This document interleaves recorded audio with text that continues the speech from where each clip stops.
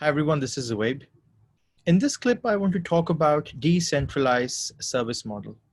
So if you are an institution, a university, or a service provider that is providing learning and development support to organizations, what does decentralized service model means?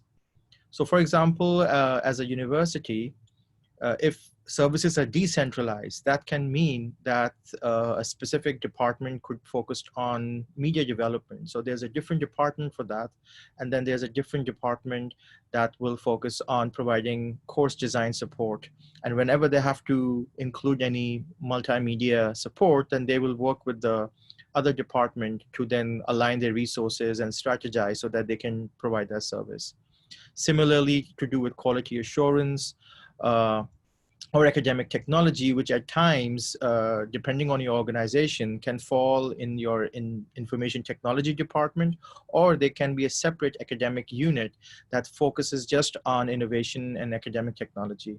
So if these are decentralized, then you just have to then make sure that when you're providing support to a faculty, then how would you then coordinate those services? Who will be the key person within an academic institutions? In most cases, an instructional designer is one lead who can do that, or a project manager who will then work with all these different stakeholders to align all the resourcing and making sure that the academic units that you're supporting can be serviced.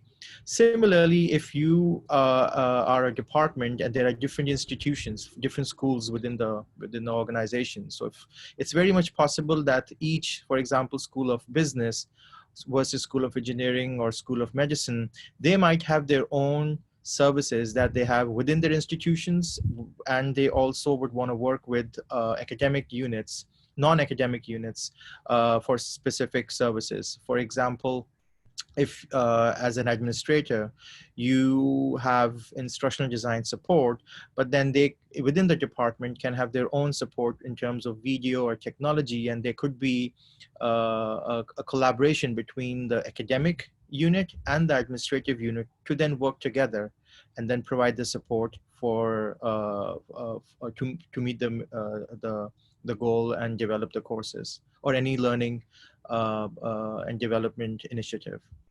If you are a bigger university and then you have contracted with a service provider outside, the institution, that also can be decentralized, where there are certain aspects that are covered by the institutions themselves versus the service provider outside the institution. Then they'll provide support. It could be more production based or development high, things that require scalability, and the institutions don't have that much bandwidth to then meet up to that need, so they decentralize certain aspects of the services to a service provider outside the institution. Basically, decentralized also works. In my career, I've seen that centralized has worked, decentralized also works, but the key is the culture. What's the culture in your organization, and how is this impacting the business and the stakeholders? And if it makes sense, then by all means, a decentralized model can be beneficial for your organization. You just have to understand the pros and cons, which I think, from my perspective, culture is the key, and then the finances comes next of aligning that what's the best business model, and then obviously how the process will be streamlined. I hope you find this video useful. Thanks so much.